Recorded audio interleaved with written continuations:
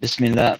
We begin in the name of our Lord, and we praise Him, and we send the best benedictions and peace upon the seal of Prophethood Muhammad sallallahu alaihi wasallam. To proceed, welcome back to another discussion here on this channel, and I want to start by saying Assalamu alaikum to my two guests, Alexandria and Sister Carol, Sister Alexandria, Sister Carol, and all of you who are joining us. Peace be with all of you. وعليكم السلام ورحمة الله. I'm like, wait a minute. No. So this particular discussion is going to be about, and perhaps it's good to mention a bit of maintenance right up front. We didn't have the discussion last night with the team, CJ and Adam. We're switching those days to Monday, and so Monday will be our first day. This coming Monday will be the first day on a new day. But tonight, we wanted to continue the conversation that we began with the sisters on Islam and women. And it seemed as though the last discussion kind of began to pivot towards and around marriage. Even though we were talking about women in Islam, it seemed to go towards marriage. Well, tonight we want to talk about marriage and divorce in Islam specifically. And perhaps a part of that will be looking at the Prophet ﷺ mentioning that marriage is half of deen, right? Islam is half of one's Islam. And so perhaps we'll look at that a little bit. But the main focus tonight is going to be on marriage and divorce in Islam from a sister's perspective, mostly. Of course, I'm here to give another view, but we want to hear a lot more from the sisters rather than from myself. And in order to begin the discussion, I think that we'll set a foundation, and that foundation is our Lord saying in the Quran, لَهُنَّ مِثْلُ الَّذِي عَلَيْهِنَّ بِالْمَعْرُوفِ وَلِرِجَالِ عَلَيْهِنَّ دَرَجَةٌ وَاللَّهُ عَزِيزٌ حَكِيمٌ. That is that for the women are rights similar to those that are upon them. Right? So for the women are rights similar to those that they are bound to fulfill in lawful fairness, bil ma'ruf, in fairness and good. But the what here is and for the men, or we could say but for the men, upon the women, over the women, is a degree.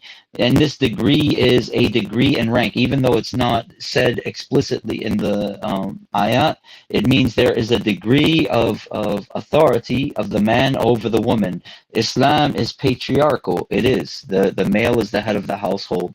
And we discussed this in the last video. And then the verse goes on to say, the ayat goes on to say, and Allah is all powerful, wise. Wallahu azizun hakim. Allah is all powerful and wise. And so here in this particular portion, it's actually a portion of a verse. Our Lord, He discusses divorce in the second chapter of the Quran, Surah Al-Baqarah. And in this surah, in this chapter, the ayat 228, 229, 230, and more than this, but these are the key ones. What's being spoken about is the matter of divorce. And in that particular context, then we're reading this passage, or these lines wherein we read that the female, the woman, the wife, she has rights similar to the rights that she is expected and bound to fulfill in legal fairness. I don't like legal fairness. I'll say in good, bil ma'ruf, in what is good. But the man retains a degree of authority over her. And indeed, Allah, God, is all-powerful and wise. So one of the things that I wanted to speak about regarding this particular verse is that what does it mean that the man has a degree of authority over the woman? What this means is that a man can pronounce divorce and he can revoke that divorce, right? So if he divorces his wife for some reason, then he can first and foremost just simply pronounce divorce. The second thing is that before the time limit expires, that is 3 cycles for the wife, if she has not yet reached her 3rd cycle, then he can say, I've made a mistake, I would like to take you back, and he can take her back amicably. This can happen twice, and then the third time, of course, there's no reconciliation after the third pronouncement of divorce. Whereas the woman does not have the authority of divorce in this context. A woman, if she wants to divorce, she can ask her husband for divorce, and if he refuses to give it, then she can seek it through. We call it suing for divorce, meaning she pleads her case, and the divorce is either granted to her or some other mediation is had. Having said that, this is what's meant here by the degree, because the man has the authority, if you will, of divorce. He has divorce in his hand, while the woman has to ask for divorce. So there's a difference, right? And there's other contexts, there's other meanings. As I said, Islam is a patriarchal religion. And so marriage and divorce is a serious matter. Marriage itself is a matter. It's not a matter of two people. And I say this all the time. Marriage is not about two people.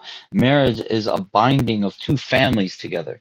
And not only is it a binding of two families together, it's meant to strengthen the community, and it's meant to strengthen the community to strengthen society. But marriage doesn't always work out. Sometimes there are issues. Sometimes there are issues that are irreconcilable. And so divorce is permitted in Islam. We are not a people who it's until death do us part. That's not a reality in our religion necessarily. And I don't even like to use the term religion, but it's neither here nor there. So all of that simply to say divorce is permitted in Islam under certain conditions, under certain circumstances, and there are different types of divorce. And so these are the things that we want to look at. What is the aims of marriage itself? There are some issues when we talk about marriage. For example, what does one look for in a spouse? One of the things that I do want to actually touch on is what is the, I don't want to say the appropriate age. I want to say, perhaps what's the ideal age for marriage? And then along with that, um, talking about divorce and the different types of divorce and the reasons for divorce and how that might look. And so, having said all of that, I'll open it for the sisters to talk. Either of you.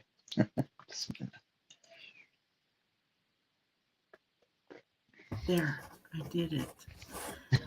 Um, hmm. Well, Sister Alexandria, what do you think?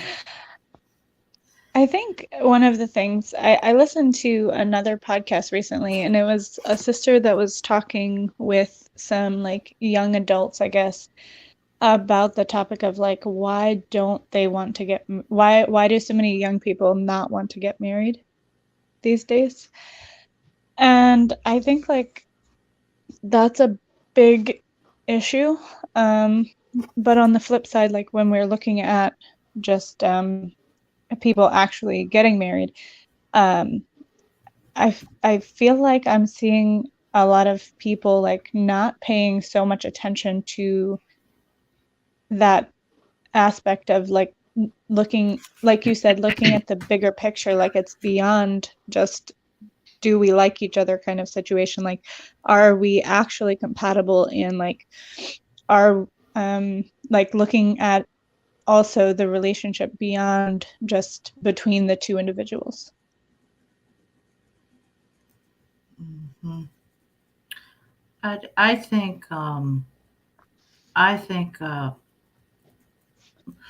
I think people don't want to get married because they've been kind of brainwashed by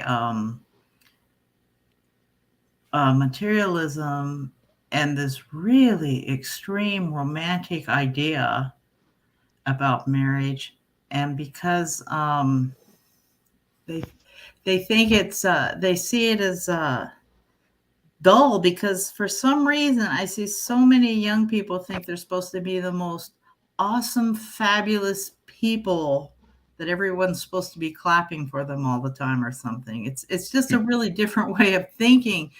When I was younger and we used to watch movies on TV, even like old black and white movies and stuff, they'd have this, like the guy would like the girl and they would be sitting in the yard talking or on the porch or something. And now it's like you're seeing people spending extreme amounts of money.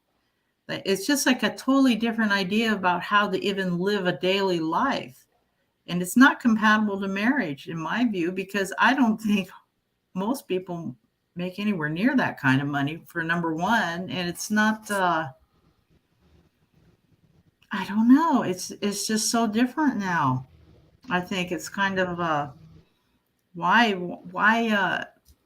they want the most perfect George Clooney, because Muslims don't date. I think there's the Muslim girls, I think, are really have uh, extreme ideas because they don't know, because they're not dating and stuff, and then they're seeing all this media, and then you have the people who aren't Muslim, who just are trying to prolong this life as long as they can, where they don't have any responsibilities.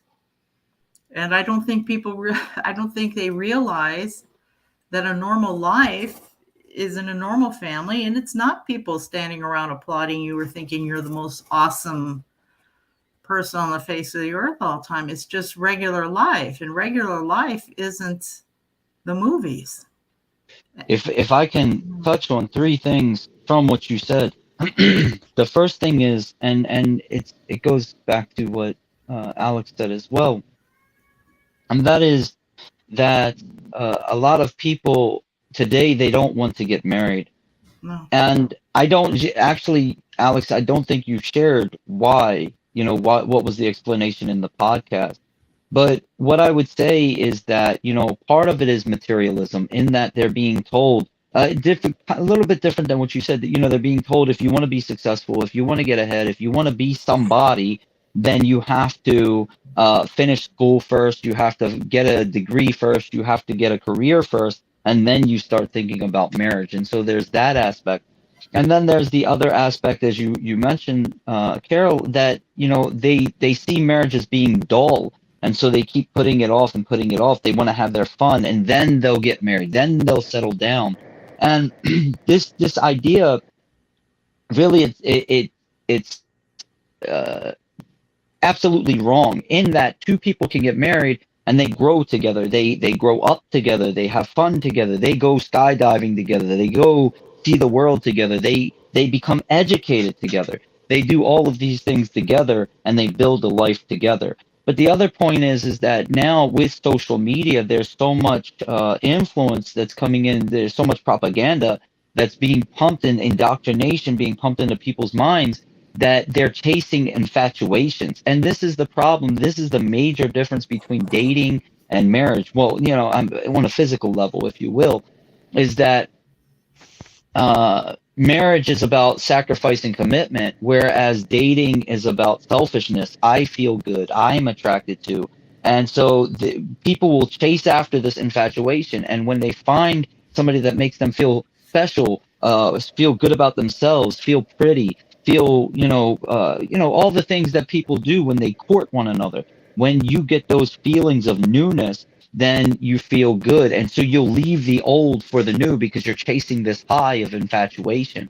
And so this is another reason I see people, not taking marriage seriously, because they don't see the point in it, when it's seen as something that is everyday struggles, as opposed to that high of infatuation. And so I think all of these play a part into it. And again, I think that the the remedy, or part of the remedy to this, is actually understanding or changing the perspective that marriage is about growing together. It's not about settling.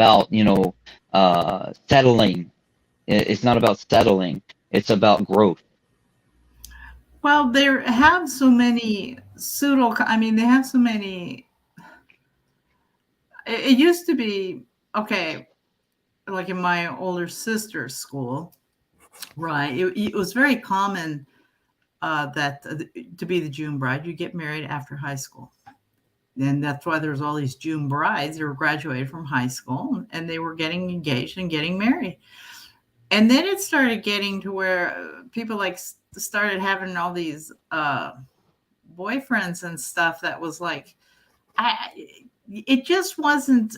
It was like you either were married or you weren't. They didn't have all this in between stuff that was going on. That, oh, okay, we're just gonna go move in with this guy, or we're gonna date with this guy, and we're gonna go off and have some trip, or Lo- Well, I think that culturally speaking, and that's another thing to look at, is traditionally speaking, we had in this country, in our nation, there was the concept of a sweet 16.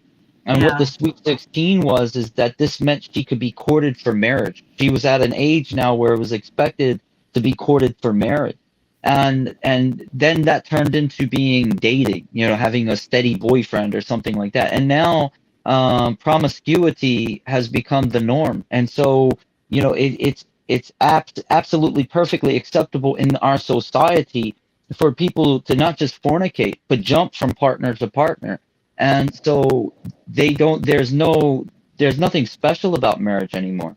There's nothing, there in society. I'm speaking, of course, they don't see the point. And when most people speak about marriage nowadays, they talk more about financial aspects, joining taxes and the like, than they do actually anything else. Anything else, even building a family, they don't talk about that as much as they do financial commitments. but It's if you unfortunate. ask someone back in back in my day, say if you ask somebody, you want to get married or something, I mean, they weren't thinking that they were never going to get married. But there's so many people now who keep saying they're never going to get married, never, never, Right. never, and they don't see um, the other gender being trustworthy or something. I mean, this is it's like this kind of a hate and a mistrust and a objectification that's all stirred up together. I mean, I was not brought up thinking that every single man in the street was somehow a bad person, but I was brought up to take care of myself, like not be stupid, stand next to somebody asking for car directions or something. I mean, now it's like you're just supposed to hate men, and then you're supposed to uh, I don't know, react to them in some repulsive manner. I don't understand why all this hate. Most men are Well, very there's nice. there's a distrust. I mean, if you look at social media, you have these guys walking up to people on the street with a phone in their hand or a mic in their hand, and they'll say, "Hey, what's your body count?" Meaning how many people did you sleep with? And you have women, laughing, talking about my body count is 30, 40, 50. Men talking about, 20, 30, 40. So you have this thing where, when people interact, now they're automatically assuming that the other person that they're meeting has already slept with dozens of Oh, yeah. people. Yeah, right. And so it's not, oh, I'm going to experience this person, or maybe they have just been with one or two other people. Now there's a suspicion that not only, honestly speaking, if you take a child, a teenager to the doctor wants to ask them about sexually transmitted diseases, test them for this. Teenagers, 13 years old and younger, they want to test them for STDs. And the reality is that this is just an assumption in our society that the people that we're interacting with has been promiscuous and perhaps even has had some disease already in their life or the like. And I mean, there's this distrust, there's this suspicion between the genders. So unless somebody is of ill repute themselves, meaning that somebody is like, oh, all I want to do is sleep around, then of course they're going to be suspect of the person that they're talking to, because they don't want to be preyed upon or victimized, nor do they want to be another one of these numbers on a person's, or notches on a person's belt, or however you would say it these days. Well, when I was growing up, if a guy talked to you on this, if some guy that you'd never seen before came up and tried to talk to you, you were backing up and doing a wide berth around them. You didn't even answer them. And now it's almost like they're going to beat you up for not saying hi back. I Mm-hmm. mean, it's a big change. I mean, when you see old photos of Jackie Onassis, she's holding her purse in front of her with gloves on. That was to make sure no one had to shake her hands. And then when I was in the end of elementary school, they came in, were explaining to us how to shake hands because of corporate America was coming in. They wanted women to start doing that, but they didn't used to shake hands. They didn't used to touch each other. And if some strange guy came up and talked to you on the street, you're supposed to walk off. But now people have this politically correct idea that you have to talk to everybody just because they came up to say something to you.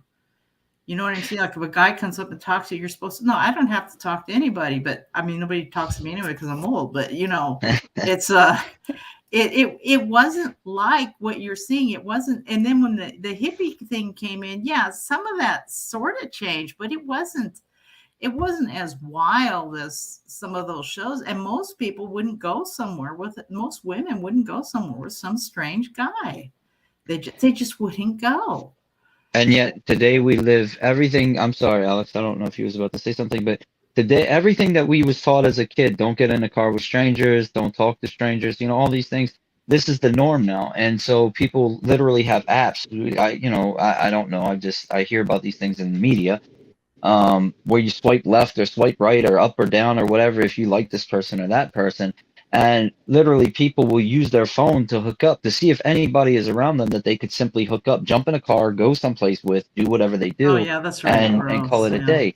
And so, yeah, no, it's absolutely gross. But this is my point: is that people will literally they just connect with anybody around them who has the same app. This is I don't know. I'm assuming that's how it works. Meaning that, if we have the same app and I swipe this, we can connect. But the point here is that the society today is really, turned upside down on its head. And there's a quote in the Bible, I believe it's in the Bible, where Jesus, peace and blessings be upon him, he said that, I'm in this world, but I'm not of it. And day by day by day, I feel more like this, where I'm in this world, but I'm not part of this world, man, because this world has, in so many ways, just lost its humanity. It's really gone insane in so many ways. And I think that this ties back to the loss, the loss of sanctity for the institute of marriage. I SubhanAllah, remember. rewinding a little bit, I think that something that you kind of said is a big part of it. We don't view other people as being sacred very often. We don't look at each other and look at each other as just, okay, this is a servant of Allah, this is a creation of Allah. We look at each other more in terms of, like Carol said, like we look with judgment, we look with what can I get out of this person, more or less. Objectification. Yes, and even so, we don't look at each other, we don't look at ourselves in that light. I am a servant of Allah, I am a creation of Allah, and we don't look at marriage or anything that comes from marriage in that way, in like as being something that's sacred, that is it comes from Allah. And I think that a lot of like this where we mess up is just like the mindset around all of that. I don't know if it's that or the breakdown of traditional religion, or if it's I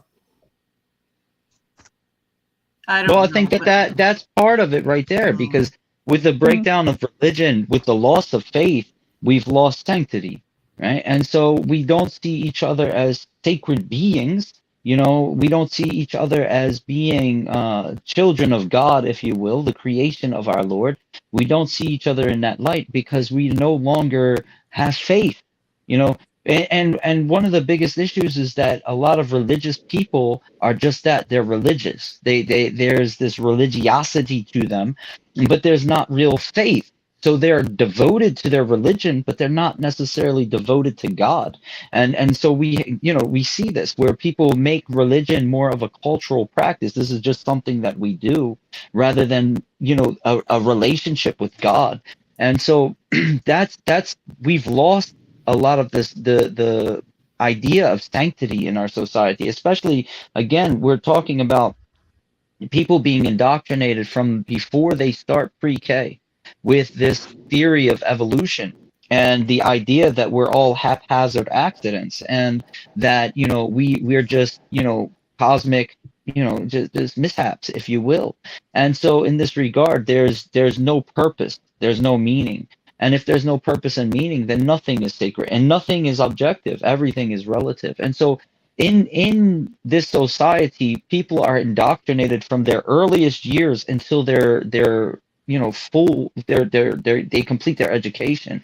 They're indoctrinated by the society itself, within the system itself, to disregard the sacred, to disbelieve, to not have an idea or concept of sacred. And so the sacred is something that comes out of the home. But if the homes are broken, then where's the idea of the sacred going to come from? And so the dissolution of religion leads to the dissolution of family, and the dissolution of family itself is a cause of the breakdown and dissolution of religion. And all of it is steeped in the fact that we've lost sanctity. Well, I remember, back I mean, like, I became Muslim because it got the, oops, hello? We hear you. Oh, I remember when I first, I mean, I became Muslim at a time where people were doing a lot of talking about God and stuff. Like, way back, people used to, that's the conversations people used to have. Like, I think therefore I am, or they Mhm. would say, do you believe there's a God? Is reality I want real? to stop you real quick, and every chance I get, I point this out. People think I think therefore I am is like some deep philosophical thing about me, but it's not. I think that Rene Descartes, when he put forth the philosophy, I think therefore I am, that is part of his proof, part of his evidence, rational evidence for the existence of God. And so I think therefore I am is it's a proof, it's an evidence put forth for the evidence for the existence of God. I just, again, I like to, because you mentioned that in that context, I like to take advantage of the opportunity. Go on, Yeah, I'm sorry. but people were talking about these sort of things. I mean, kids were. We were all talking about this kind of things. I mean, people weren't. They were getting away from the church and stuff, I guess. But people were thinking about these kind of things in normal conversations, And then there was a time like when my kids were coming up. If you were talking to young people, they were talking about purses. Right. What they wanted to buy a purse. I mean, that kind of stuff. They were talking about purses. The last thing anyone from my generation, I can't say anyone, but we did not care what kind of purse it was unless we just liked the purse. You know what I mean? And it wasn't some crazy expensive thing on, a brand name expensive thing, but it was in style to not like brand names. So I don't know how much of this is from the times you're in or what, but this is a real sickness in society that people don't want to get married and have a normal life. This is like Alex, very Al- odd. Alex, do you have anything that you want to say about this? Because I'm going to post a question. I want to pose, not post, pose a question. But I I was wanted to, actually just going to say, like, in terms of the conversation lacking, I feel like I have spoken to a couple of people actually pretty recently, and they were saying like they have been in situations there where they're actually talking to people in terms of marriage, and the conversations are just like, oh, what are you doing today? Like, how was your day? What are you eating? And it's just like lacking depth. And I think like that just goes back to just like lacking purpose, lacking like a sacred depth, viewpoint, lacking depth, lacking lacking that, depth as well. Yeah. you know, this is, and just to point this out, again, this is something we like to mention and remind people of. Islam is four-dimensional, right? And if a person, whether they're Muslim or non-Muslim, and no matter what religion a person has, if they're not living a four-dimensional life, they're losing some of their power, they're losing some of their ability, they're not living fully, they're living imbalanced. And so in Islam, we have our faith, those things that we believe in, and this is height. Everything between the heavens and the earth, this is what we believe, right? And so this is the dimension of height. And then you have width, which is the rules and the regulations. You can go out as far as you want, just don't cross the boundaries. And then you have the third dimension, which is depth. And depth is spirituality and character reformation. It's about our character and it's about our spirituality, purifying our hearts and rectifying our character. And if a person doesn't have that, if a person doesn't have spirituality and they don't have character, then their conversations can only go so deep, right? And that's just the reality. Unfortunately, the fourth dimension is we do all of this because we know that we're going to have to stand before our Lord and be taken into account.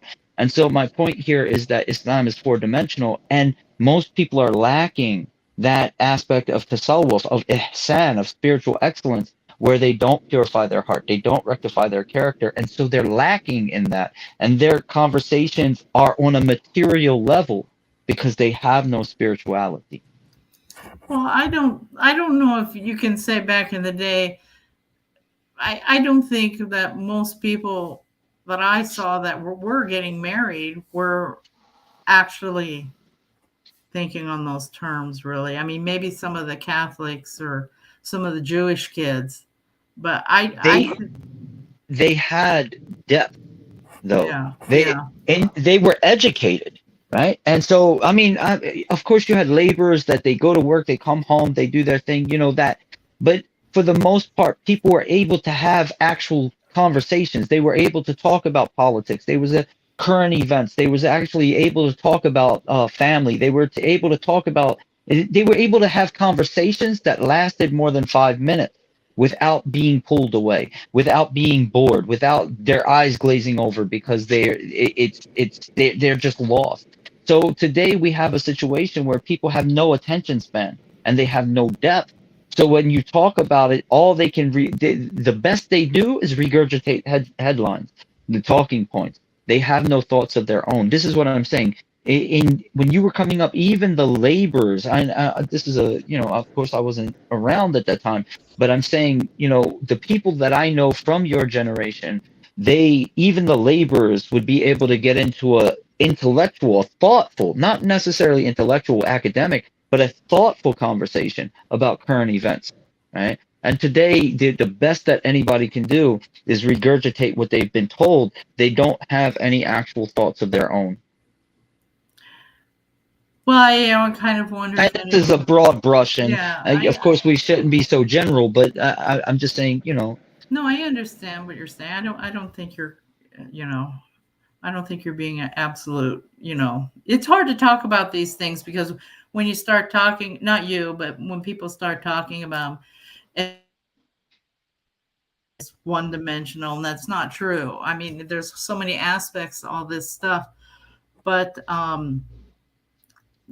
I don't think there's a good vision with people today. I mean, when I was young, if somebody asked me, what do you want to do? I had an idea of something I wanted to actually go do. You know what I mean? Like my big thing was is I wanted to go to Europe when I was in high school and stuff. That was my little big dream thing. I wanted to go to Europe, go see the homeland, all that kind of stuff. So I kind of wanted to do that.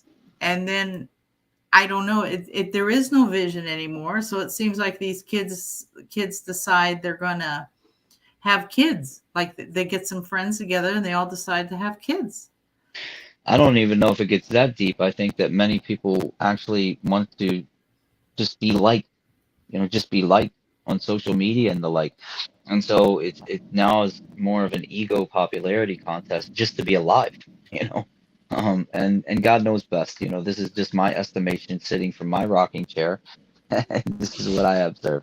God knows best. It's odd. It's odd. And I came from a generation where it was the end of it was the beginning of the end of the mom staying home. You know what I mean? My mom stayed home, but there were people home. Like if I was walking home and some creepy guy came up in a car or something, you could run up to a house and pretend like you lived there or something. It was a little bit like that. And then some of the houses were empty. So then you would pretend like you can go in the side yard or something. I mean, this sounds kind of silly, but you can go in neighborhoods and there's no one there. The entire place is empty except for maybe someone casing a house or something in the daytime during school hours, this sort of thing. But that's like a different aspect. Why did humans get to the point that they don't like each other to this point that they can't even think that they would like to be with somebody for the rest of their life and that would be their friend and that would be um it's really it's like a loss of humanness for some reason. Well, no, it is. It's a loss of Yeah. humanity, and a lot of it again has to do with what they're witnessing on social media, with what they're being taught or expectations of them, the indoctrination. Some people simply don't like themselves, and because they don't like themselves, they can't possibly like somebody else. There's a lot that goes into that, and different people are different ways. But let me ask this question: what do you think, both of you? What do you think the ideal age for marriage is? And when I say this, I mean for the male and the female. I don't just mean for females. I mean in general. What do you think the ideal age of marriage is? And I'm not saying you have to give the same age for males and females. I'm just simply, what window would you give for females, and what window would you give for males? Well, I Can, was can you told, guys hear me okay? The yes, two. yes, Yes. yes, I can. Because I was told my audio is terrible, and I don't know, I don't It's know not why. terrible, but there is like a little tiny bit of static over top. I mean, I can hear you fine, but there is also a little bit of static when you talk. Mhm. Okay, I need to get a new pair of earphones then. That's It's okay, what was the question again? the ideal age for Oh, marriage. the ideal age. Well, I think if we lived in if we lived in a normal family type society and stuff, I think 15 and 16 was okay for a girl. And the boy would maybe be a little bit older. He'd maybe be 19 or something, but no, nobody's staying married. So I don't know. So I would probably think maybe about 22 for a girl. And man, to me, the men seem so immature. I'd almost say 30, but this is really late for marriage, really. This is kind of this shouldn't be the norm, is what I'm saying. I'm saying the norm should be younger. They should be younger. It should be kind of back. We had a couple married girls in my high school. They were married, and they were from cultures. They were from Catholic cultures, and the I think one was Italian, the other one was Portuguese, and they were married young, and it wasn't that weird. I mean, it wasn't like everyone in school stood around talking about this for hours or saying, "Oh, how awful she ruined her life." I don't remember anyone ever saying anything like that about it. What about you, Alex? I don't think that it's like a one size fits all thing, but I think that I would say that as people hit puberty, that's like they're actually like in puberty. Um, that's when you should be approaching that mindset um more actively. I would say especially like it's difficult because like Sister Carol's saying like you don't want people just getting married and then divorced and married and divorced and all of that, but I think like especially in the Western world, like people are getting in relationships anyways, and a lot of parents or a lot of adults or whatever are saying like, no, you can't get married until you're in your 20s, until you finish your degree, until you're this and that, and people are just doing what they do outside of Right. marriage. And It lends to fornication. yeah, and I think like if once once your once your children reach the age of puberty, like once if you're active about that and you make that part of your family culture, I think like it's much healthier. And um I don't think there's a need to wait until I don't think there's ever really an age where you automatically you somehow become ready for marriage outside of, puberty. And I think like just every individual beyond that, I think like every individual will have kind of like their own frame of situation. But for boys, like I mean, obviously, like to an extent, they do have to be able to provide, and not just financially. They have to provide some sort of a vision. They have to provide some sort of like a structure, a safety, but also financial. And I think like one of the things that I've thought about recently or whatever, um, is like I think having that as a part of your family culture, like okay, when our children grow up and they reach that age of puberty, we're going to kind of be more active about getting them married if that's what if they're ready for that. Then like excuse me, when our sons reach that age where they start working, and like make sure they know that like they should be putting something aside for that when they get married, their responsibility of, you know, the dowry of providing for their family. So yeah, I guess that would be my answer. Like, I don't think that with all these moms not staying home, I don't think it's really easy to do that. You know, we didn't have them, but it used to be people had hope chests, and they had these little, you know, this little hope chest they kind of fix up, That's you for know. women, though, Yeah, right? that's for women. Right. And then I, guys thought, you know, these nice. I don't know. The thinking between it was more between people was more. They just thought marriage was part of the picture somewhere. But what I it's see now, again going back to the ideal age, though, and this is I want to talk on, you know, what Alex had said about having a family culture to where people are raised with the understanding, as you was about to say, you know, people expected marriage to be a part of it. You raise your children and you talk to them about marriage, and you talk to them, you know, you don't say, oh, who are you going to go with, who do you like, who's your boyfriend. You don't say stuff like that to children. Rather, you start talking to them about who are you going to marry, you know, or you know, this type of thing.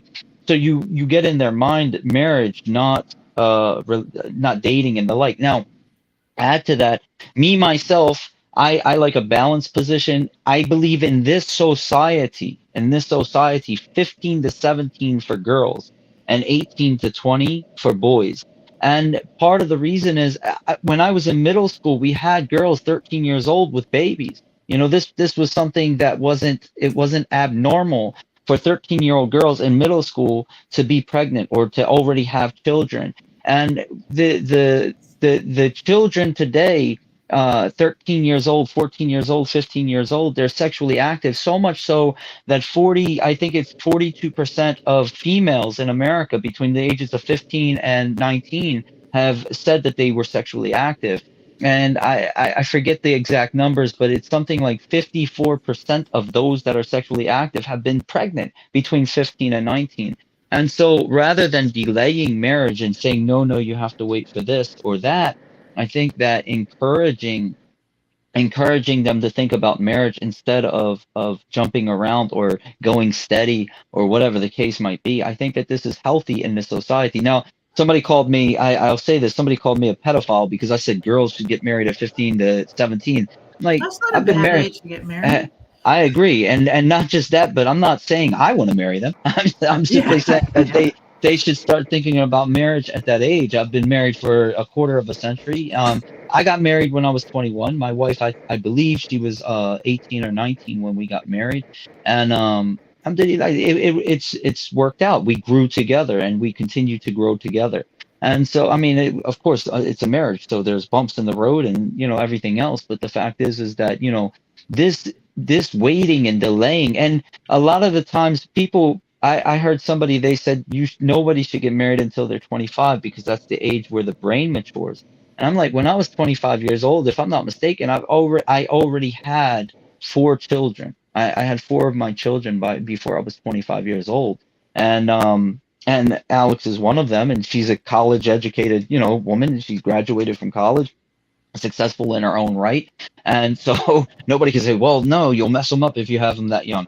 You know, the reality is that there's no reason to delay except the social expectations. And again, if we change the family culture, or the culture in society itself to normalize marriage, we can actually, I believe that we can get rid of a lot of this fornication and the vices in society. And one of the things, and I don't want to keep talking because I really want to listen to what you ladies have to say, but one of the things Alex said shortly ago, was that the marriage doesn't have to be forever. You know, it doesn't have to be forever. People can get together young. And this is what I did want to touch on this. It's the responsibility of the parents to help guide the children, to help them, to support them, to strengthen them through these phases and stages. And so even if they're young and you say, oh, they can't do it, you know, they might not be able to do it on their own. But you can help them as their parents, as their family, as extended family. They help them and they support them and they strengthen them. And even if this couple does eventually grow apart, 2 years, 3 years, they're like, you know what, I'm not happy here. Then there should be, again, the parents help them to work through that, whatever that might look like. And that's the reality, is nobody's saying, and again, we're not Christians, so we're not saying until death do us part. We're saying we're going to try to make this work. Right? That's really what we're saying. We're going to try to make this work. The part of the problem is people who jump into marriages knowing they're getting back out of them. But if a person sincerely goes into a marriage hoping that they can make it work and it doesn't work out, well, that's how life goes sometimes. That's our journey through life. And that's my perspective anyway. Two things I wanted to say. The first thing is rewinding just a little bit. I think it's crazy that people can say, like, okay, you're a pedophile for saying to get married 15 to 17 when people are like encouraging 4, 5, 6 year olds to have girlfriends and boyfriends, and oh, they're so awesome because they had the same relationship for 2 years. Like, what kind of relationship does a 5-year-old have? And like, why is that encouraged but not a marriage, when technically once you reach puberty, at least Islamically speaking, you are an adult. But the other thing is, that's something like going back to the thing of divorce, what you were saying, like sometimes people do get married and they have the best intentions and they do their best, going into the marriage, and it just does not work out. I think we need to really work on normalizing that sometimes it just does not work out. And I feel like a lot of times people are like, no, you didn't give enough time, you're quitting too easy. Like, especially like my generation and younger, they're like, you guys don't want to put in the hard work, you guys give up too easily, whatever the case might be. Whereas like, I don't think you should have to get to a point where you have like, you guys are just like hateful towards each other, or like something like cheating or something like that has happened in the marriage to be for other people. I mean, not that it really concerns other people necessarily, but Well, it for people does. to be okay with A divorce? someone getting a divorce. Yeah. Well, but then point yet where you're hitting each other's guts and trying to drive over each other with cars in the driveway, maybe you can save it, I mean, there's also that kind of aspect too. I mean, at what point is it really over? Like at what point? And maybe next week it won't be so bad. I mean, this kind of depends. But I was just thinking, I was brought up Catholic, and the church I went to was it was a conservative Catholic church. Actually, it had a lot of fishermen's kids in it, Italian fishermen's kids, and it had a lot of Portuguese and stuff. And they married young, and so we did have married kids at school, and then some students were getting married right out of high school, and we saw those kids. But now what they're seeing is kids, somebody having a baby and they're not married in high school. This is like a different sort of way to be brought up. I mean, marriage is kind of seen as kind of good, and even if a young person got married, it wasn't seen as that bizarre. I mean, maybe some people thought, oh, I want to go do something. I knew somebody whose sister got married young, and then the other sister was saying she didn't want to get married young like that. She thought it was kind of ruining her life, and she had some other plans, but her plans definitely included the idea that she was going to be getting married. They were Jewish. These were two Jewish sisters I knew, and there wasn't this kind of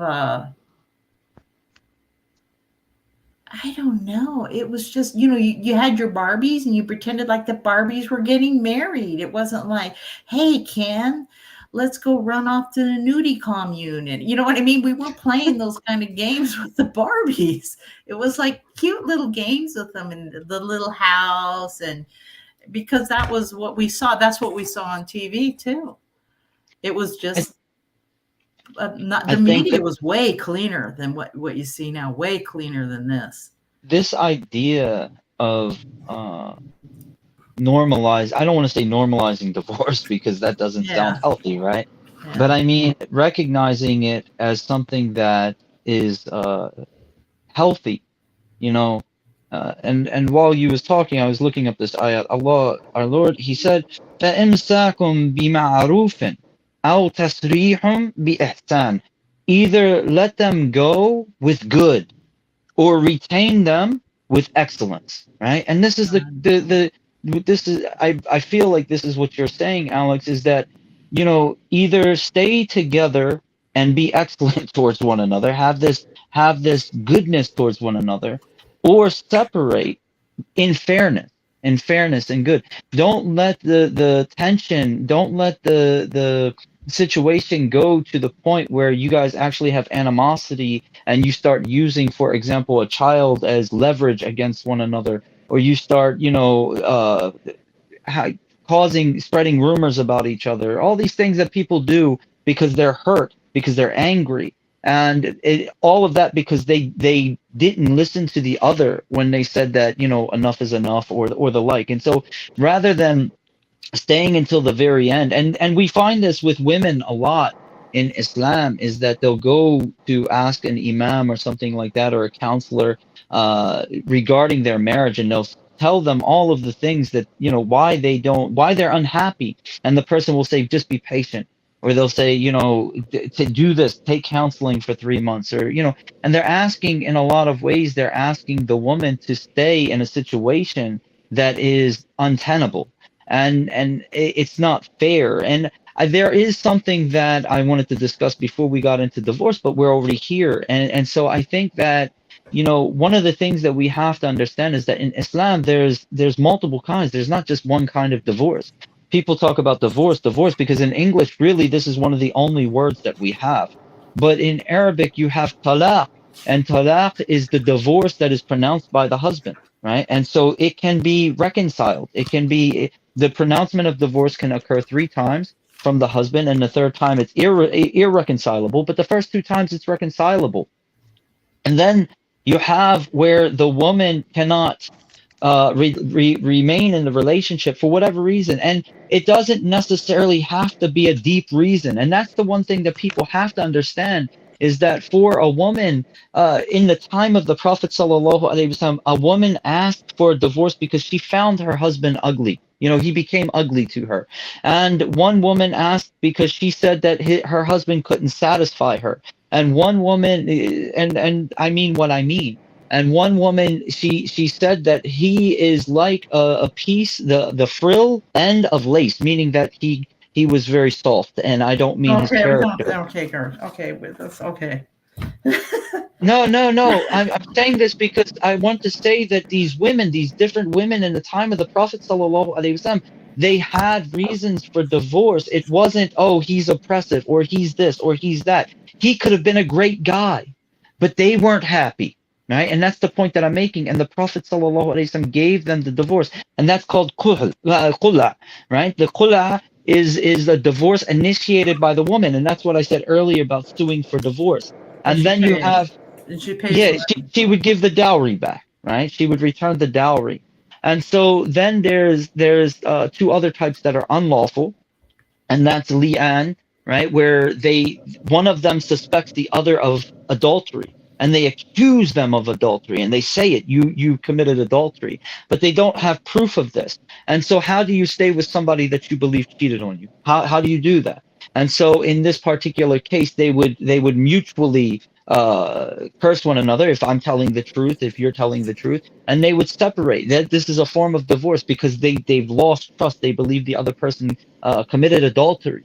And so in that particular case, this is another type of divorce. And then there is a third type, a second type that is fourth type, I'm sorry, a second type that's it's frowned upon, and that's dihar. It's unlawful, really, but it's, if a person does it, it's valid.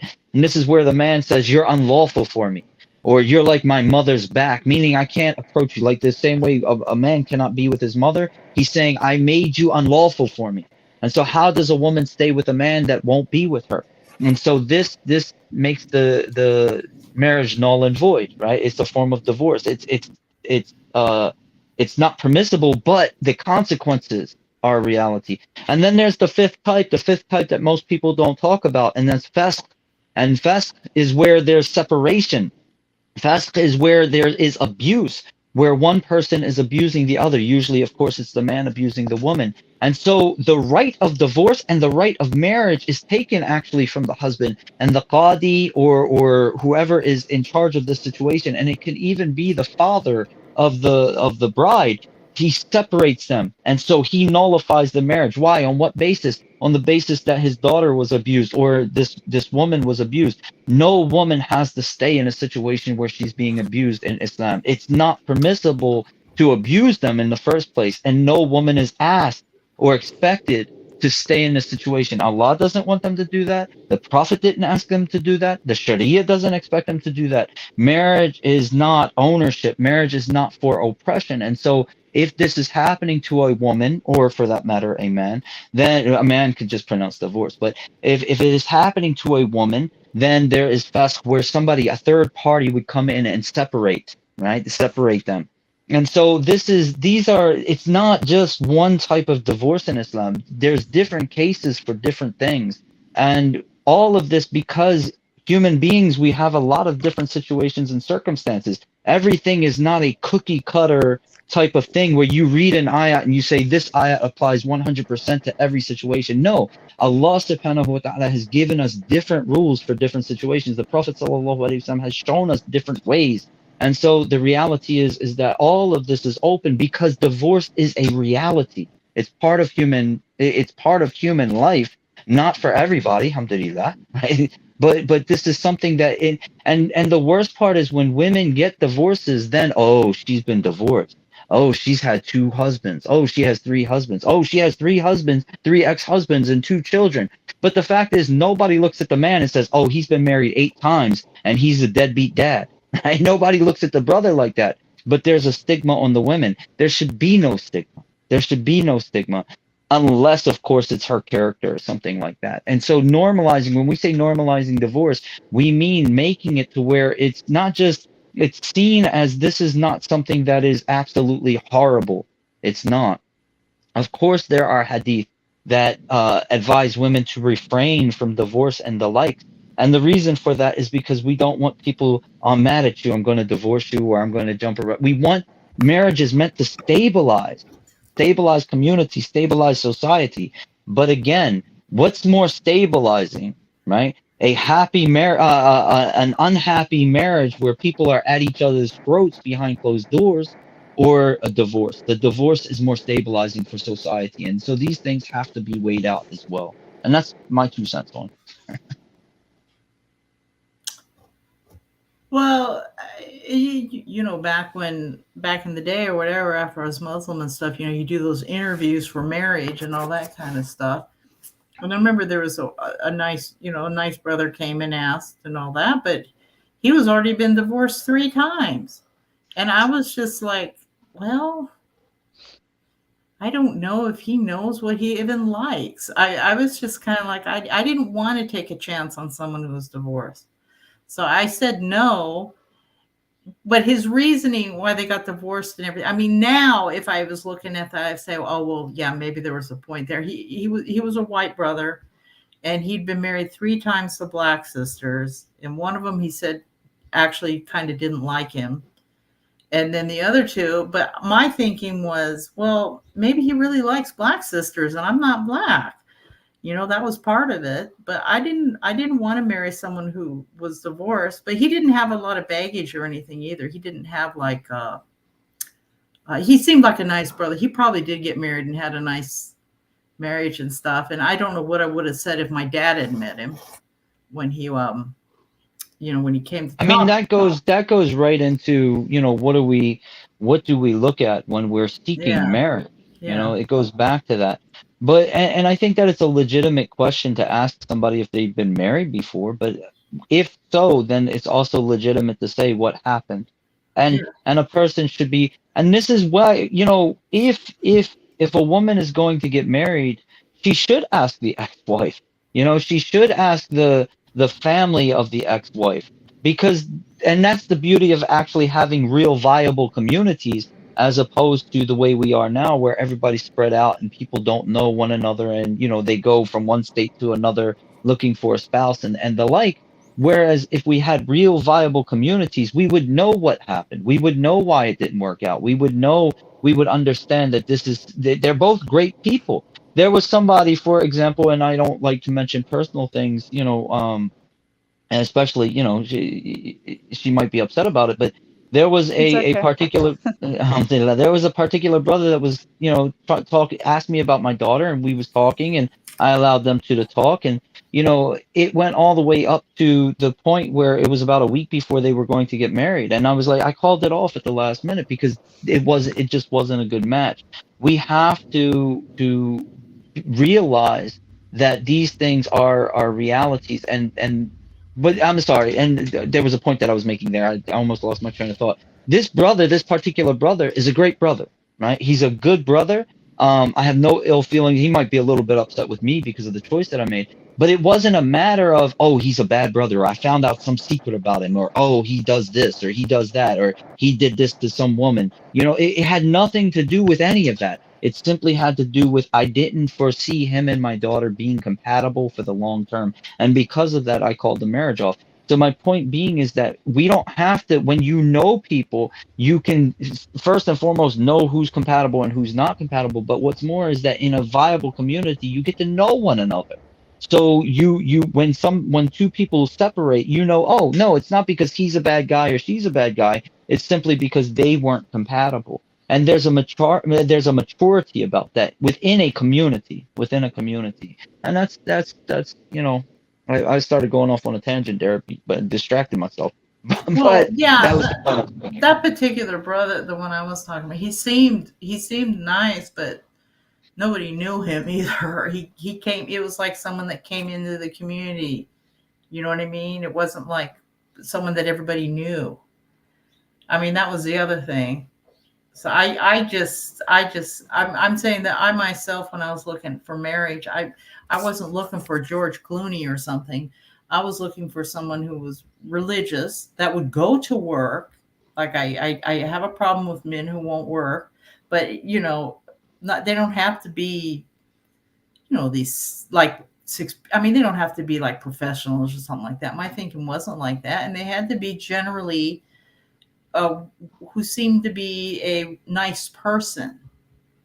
And so somebody saw who I did get married to at some religious seminar and something, and they did it like that. And I had my friend's husband find out everything they could about him after they came asking, because I didn't want to have some kind of crazy circus life. I didn't want circus life, and I didn't want to be, but like one person that came to ask told me to that I wouldn't be able to drive a car, and I was like, this is a little bit too much. People have to drive a car sometimes, go take your kids to the doctor. So I mean, I was just like, okay, this is a little bit too much. I don't think this is going to be happening.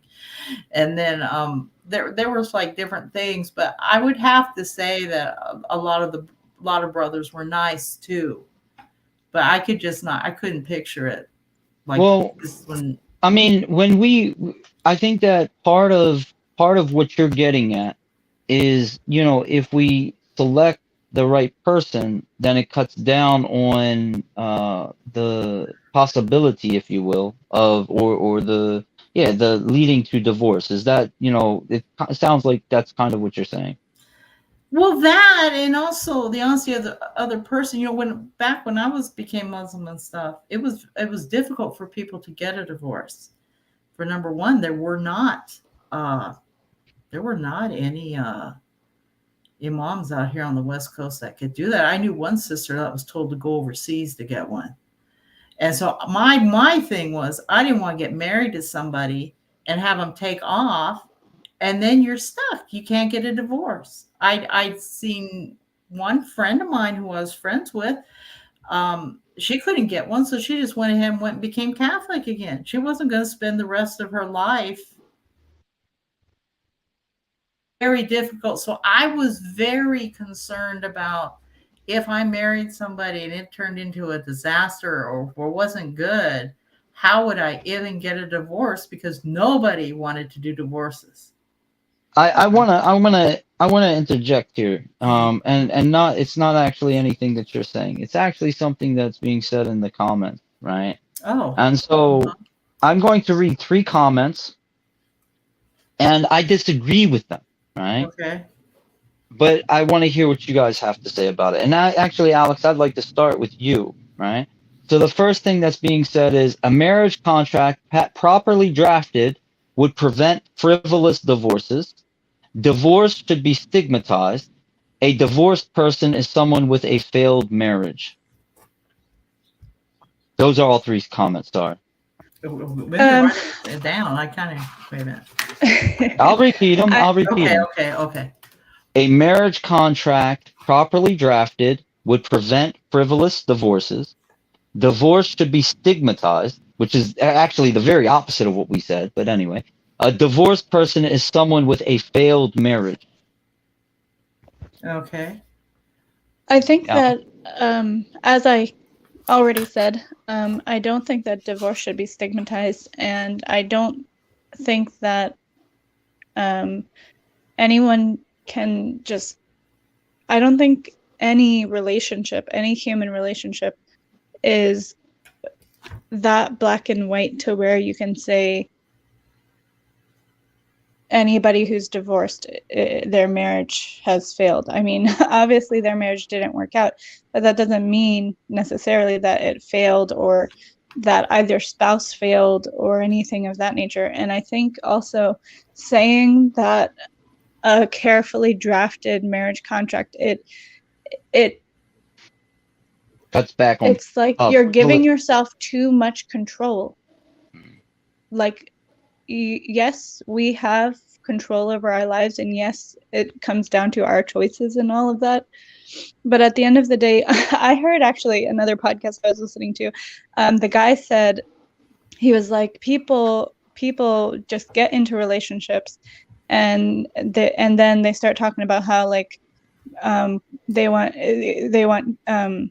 like how God isn't blessing their marriage, or they want God to bless their marriage, and they're not like putting God into their marriage. And this is something that I kind of wanted to say earlier. Like, we a big part of marriage, a big part of getting married, a big part of marriage, and a big part of even divorce is having that open relationship, having a connection between you and Allah, and you and God, because it's not all about you. It's not all about you, and sometimes it just doesn't work out, and it's not about you. It's not about the other person. It's just it wasn't meant to be, and maybe um maybe, I mean, obviously it's Allah knows beyond what we know, and we can't plan for every little thing. I want to add one thing, if I may, and it's not adding to what you said.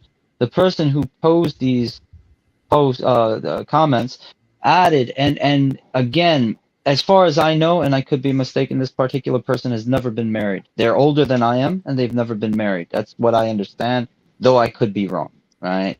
But what I will say is that they reduced marriage to a matter of a woman wants a good provider, husband and father, and a man wants a good wife and mother.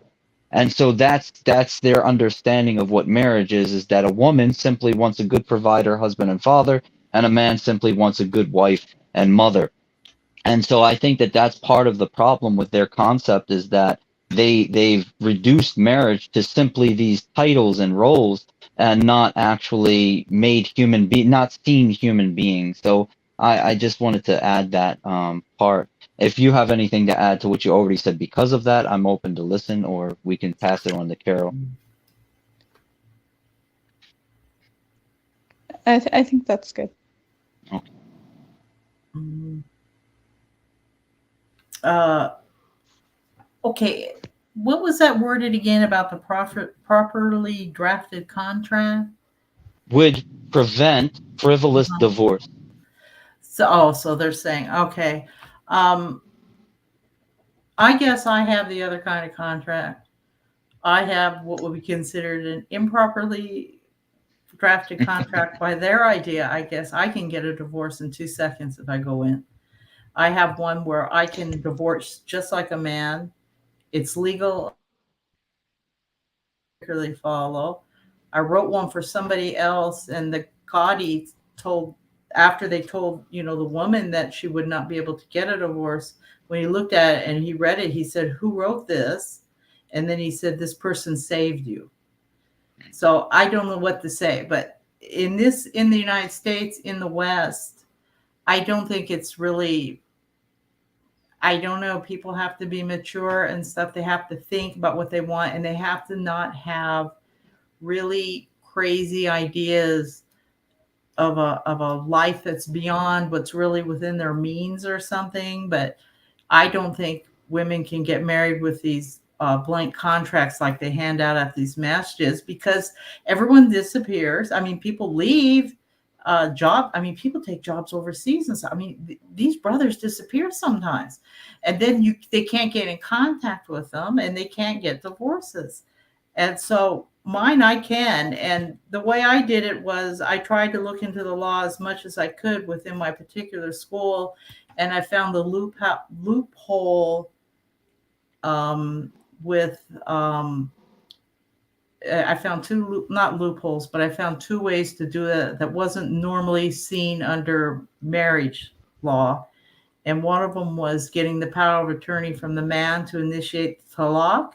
And the other one was that um, he had to accept kahula if asked for it for the payment of $1 American. And that I had my own independent reasoning, and I did not have to convince anyone else of the validity of it. And I was laughed at when I got married. And then people started saying, wow, people should have done that. But if you can get divorced real easy, people will ruin. I've seen women ruin their marriages over nothing. I've seen people have a real reason for it. And I've seen some ruining it over the most.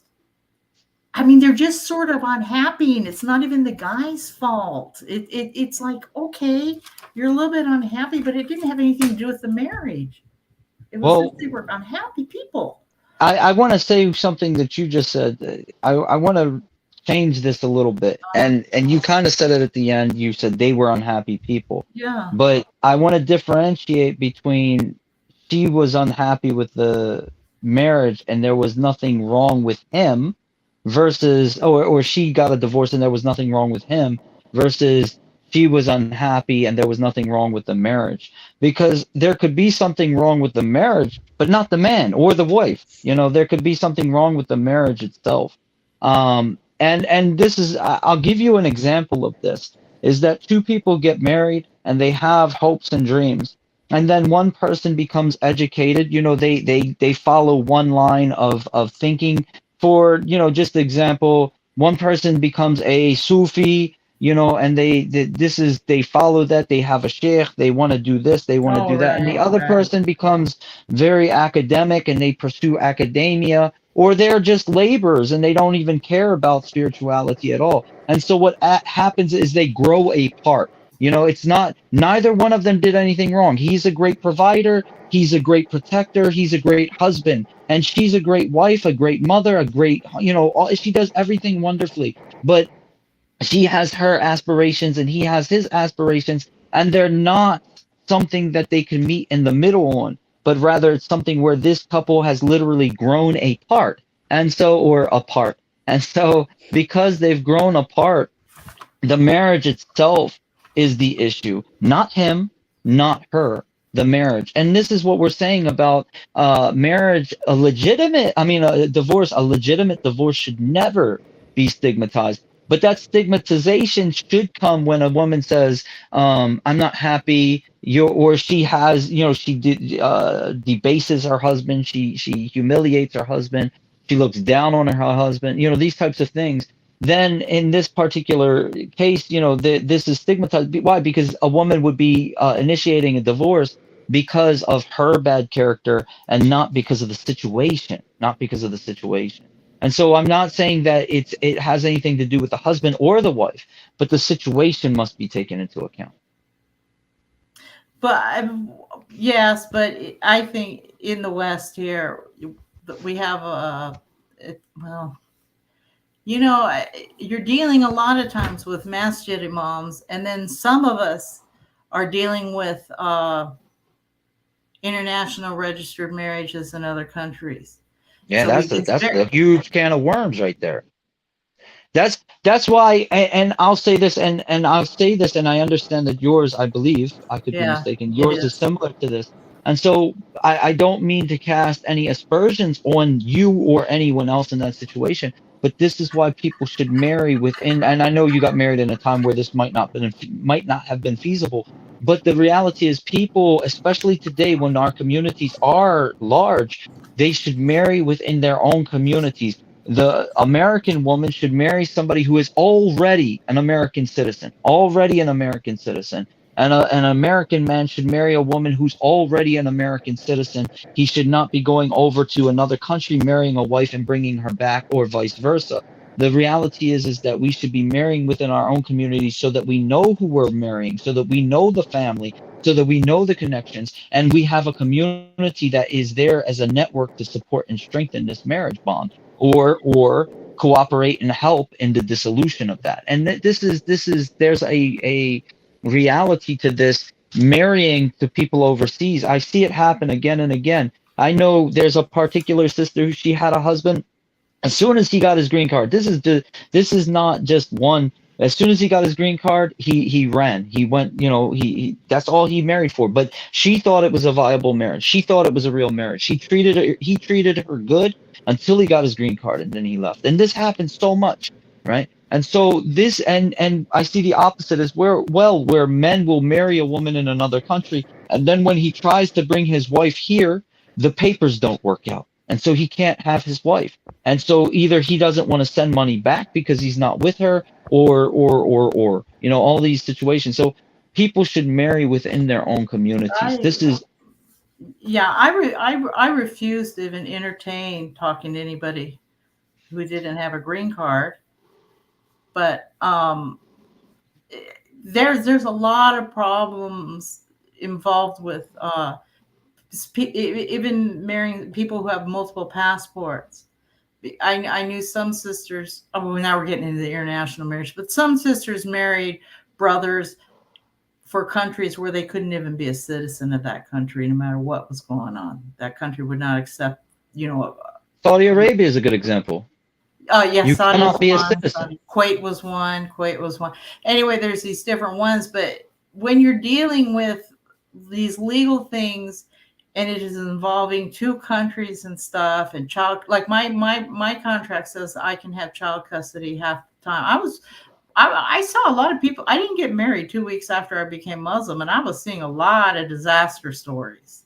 Well, I do want to take it back to you. I mean, you sound like you have an amazingly thought out contract. But what I want to take it back to is something that Alex said earlier, and that is that, when you fill a contract with all of these conditions and all of these things, I think that there's a lot of, first and foremost, it sounds not your case. I'm saying when a person comes to a contract like this, it sounds like there's a lot of fear and hesitation in the marriage itself.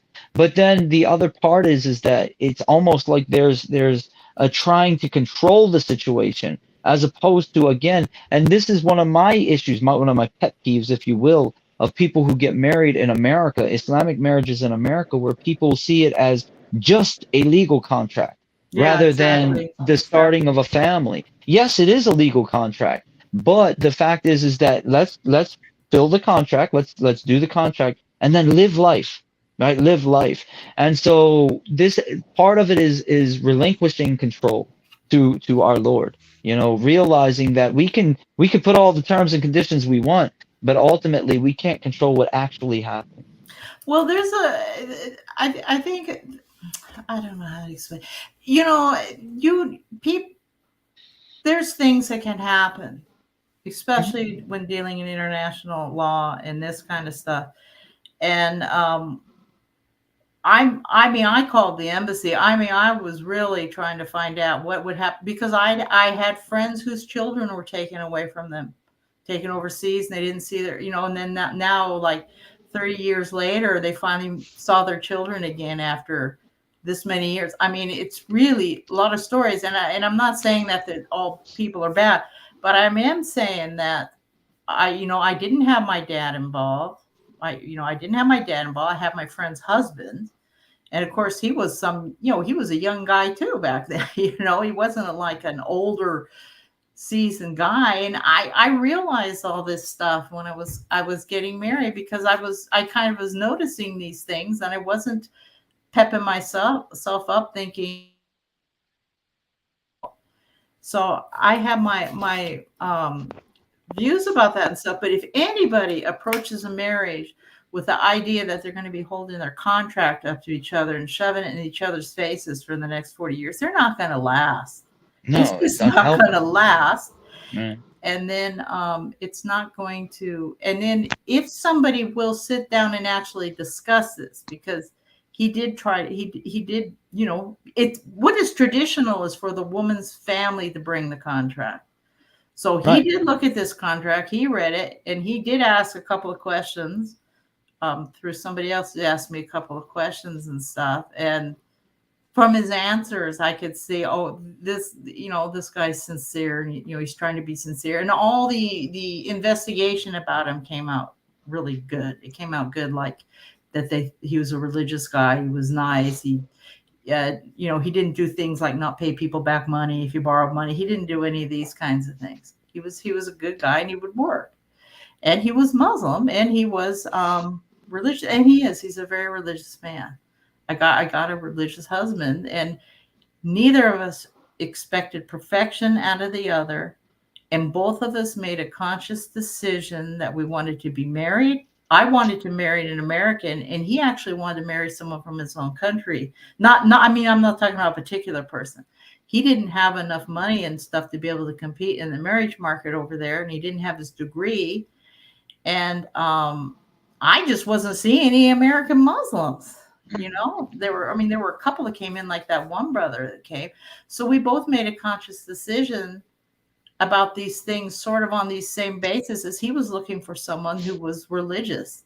And so he was kind of happy to see someone who was a Muslim already. He didn't I want to. think I think that this, if I may, Hmm, this goes right into the topic, and we're kind of going backwards a little I'm bit here. sorry. No, no, no, no. What is it? What is it that a person looks for in marriage, and what is it that really helps a marriage to be successful? And the Prophet, peace and blessings be upon him, he mentioned four things that we look for. The first thing is beauty. The second thing is we can say economic class, for lack of better uh, translation. The third thing is their lineage, and the fourth thing is deen, right? And these things are, I think that we overlook the importance. We say, are they Muslim? Are they practicing Muslims? And then we're like satisfied. That's enough. That's good enough. They pray. Cool. I'm going to marry them. But the fact is that the first thing is beauty. Are we attracted to the person? Is this person attractive to me, to where I'm going to be happy with them, to waking up next to them, living with them, going shopping with them, being a human being with them? This is the first thing that we, look at to ensure that we can be happy. And I know people that marry people that they're not attracted to, and it works out fine. But we do look at that because we do want to be attracted to our spouse. The second thing is, as I said, financial class. And what I mean by that is exactly that. If a wealthy person is dissuaded from marrying a poor person, and vice versa, because a poor person is going to feel uncomfortable in those circles. A wealthy person is not necessarily going to. They're going to have a different standard of life, a different background, a different perspective on things. And so there will be a lack of compatibility just due to the social class, the social standing that a particular person comes from. And this can also go even to education. So, for example, a PhD candidate, or somebody who holds a PhD marrying somebody that dropped out of middle school, 9 times out of 10, it's not going to work out. I'm not saying it won't, but nine times out of 10, it won't work out because they're not going to be able to communicate between them. So there's a lack of compatibility in that area. The third thing that I mentioned is lineage, and lineage this is also where we get into, this is, tribes and clans and the like. And so this is an area where we do talk about race. So, does a person want to marry? For example, I won't. So my point being here is that a white person. I seen a video earlier where a young black woman, she said, "I won't marry. I won't date anybody. I won't be with anybody except a black man." And they asked why, and she said, "Because I want to keep my bloodline pure." And that was. And the person who, I don't remember who the guy is. He seems to be famous. Everybody was saying, good things about him. But the guy who posted this, he's not white. And he said, how would it be if a white person said the same exact thing, that they want to marry a white person because they want to keep their bloodline pure? And he was talking about how, white people can't say these things anymore. And it's, everybody can say it but white people. But the point is that looking at who you want your children to be, what lineage do you want your children to follow? These are things that have always been a part of marriage, that you don't want to marry them to people from that tribe or that tribe. These are realities. Romeo and Juliet was about that, right? And so Yeah, this isn't yeah, something new. And then, of course, all of these things are about compatibility. And then comes Dean, and Dean overrides everything else, right? It overrides everything else, but it's also something that needs to be looked at. Not just are they Muslim, are they from the same background, Islamically speaking? Do they share the same views, Islamically speaking? Do they practice their religion? All of these things are built in to find a compatibility between people. And this is really the role of the guardian of the woman. The problem is today, a lot of times it's harder to check because people are going interstate and the like. But these are things that we look at for compatibility. And when we find that, and this is one of the problems that we find too, is that some people make false claims, and so it seems like they're on board with everything. And then a year goes by and you find out that maybe perhaps this person said that they graduated high school and they really didn't, or something like this. And so you start finding out things that, when you thought, when you was doing your investigation, everything was there, and then you find out later it's not.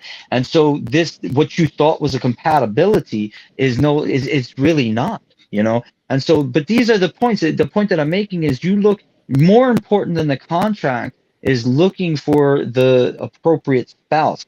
Divorce is something that is discouraged in Islam when it's frivolous, because marriage itself is a sacred bond. Marriage is legal, it's a legal contract, but it is a legal matter. But the reality of marriage is that it's a metaphysical aspect of humanity. It's not just legal, it's metaphysical, it's spiritual. It's a it's a bond between two people before God, right? This is So when we talk about marriage, we have to understand that it's sacred, and the Prophet ﷺ discouraged treating it frivolously. But also the Prophet himself ﷺ not only approved of divorce, but he himself considered divorce, right? And gave his wives the option of divorce. And so divorce shouldn't be something, again, that's stigmatized. It's discouraged, but it should not be stigmatized. And so this is my 2 cents on both establishing a marriage, not just on the contract but on compatibility, and then adding to that, understanding that divorce, no, we shouldn't say, again, this is why we were hesitant to use the word normalized. But what we're saying is, it shouldn't be stigmatized, it should not be stigmatized, but rather, no, we discourage it, but it should not be stigmatized. no. And we've all seen these cases where people get divorced, and it's like the woman has to leave and go start over again somewhere else. Everybody acts like she's a pariah at the masjid or something. Exactly. It's bad. Exactly. It can get bad like that. But I think what's really the subject that people don't understand anymore today, I think younger people and stuff, is I never expected marriage to be um yeah, I hear people talking about marriage all the time. They're always saying it's so much work, and it's you have to do all this work on it and this stuff. And then the other side of it is they didn't know it was going to be like this. And I think it's I don't think younger people have a good idea of what it's like. Yeah, well, it's if you have children, it's you being around kids to the point that they were sucking your brains I'm out. And gonna, I'll just, I want to interrupt you because Alex has been quiet for a long oh, time. okay, But okay. before I open it to her, I do want to say that this, what you were just saying, goes back to that whole culture of marriage and the family culture and raising the children to see. And I think that part of the problem with not knowing what to expect, and marriage is hard and it's hard work and all these things, is because a lot of times we don't see viable family models. And so I think that if a person sees that and they're brought up in an environment, a good family culture where marriage is normalized, then I think that their perspective on it would be slightly different. But Alex, I'm sorry. I again, I just wanted to give you a chance to say, yeah, to speak about everything we've talked about so much. Going back to what Sister Carol was saying is like I don't think that anybody is saying like for anybody, women or men. Usually when we're talking about this, we would be talking to women, but I think men as well. For people to go into anything with a naive, like rose-colored glasses kind of mindset. But I think at the same time, like we we approach so many things with fear, and I don't remember who said it in the beginning, but someone had said, one of you have said had said something about, people just want to be liked, and that comes out so much in marriage. Like going back to even when we were talking about like how people don't have those real conversations anymore. Like people are so afraid that somebody's like they're not going to be liked, that they, like, a lot of times people hide things about themselves. They don't like say anything, and then like you don't really know that person until you're married to them, and then you can only hide so much once someone's actually married. But I think that we have to understand also that like Allah designed all of these things in such a perfect manner that like yes, it's easier to say it than rather like it doesn't always happen as it's supposed to, but like Allah put systems in place to protect everyone involved in marriages, in families, and things like that. And so um I think it goes back to what I was saying before. Like we can only control so much. At the end of the day, we have to realize that Allah is our protector. Allah is the one that controls everything. And this isn't to say we don't do anything, we don't do our part. But at the same time, like I think that one thing, especially as women, um, and considering like having a feminine energy, is like leaning back a little bit, leaning into Allah a little bit more. And I think that's something that, like, even just going back to what we were talking about in the beginning about people not wanting to get married, and I think a lot of that has to do with fear and distrust and just worrying about what could happen, what might happen. And just if we try to put push that back a little bit, and just rely on Allah, trust in Allah, know that Allah has you, and make an effort as well, because it's not just laying back, it's also building that connection with Allah so that you hear um I don't know how to say this correctly, but you hear what he's saying to you. You have that You, dialogue your going with Allah. intuition, you intuit the guidance. Yeah. I think that's really a big thing, and not just for women, but I think like it's really something that us women to need to kind of work on, especially in the space of marriage and family life. Well, um, you had a dad and a mom that were in your life, and a lot of people in Islam, first generation Muslims or whatever, they don't have their families involved in this way. But you were talking about systems. The structure in the system isn't all the way here in this country. And Mm, so that's a bigger problem. If I was in a Muslim, if I had Muslim parents and stuff, I don't think my contract would look the way it does. I might would have my dad have the power of attorney to do a divorce or something like that. And the way I wrote it wouldn't have been as odd as my contract's kind of on the odd side, I think. But it's good. It's good for someone who's not who didn't. I don't know. To me, it was okay to live a life if we had no car or something. I mean, to me, this was all okay.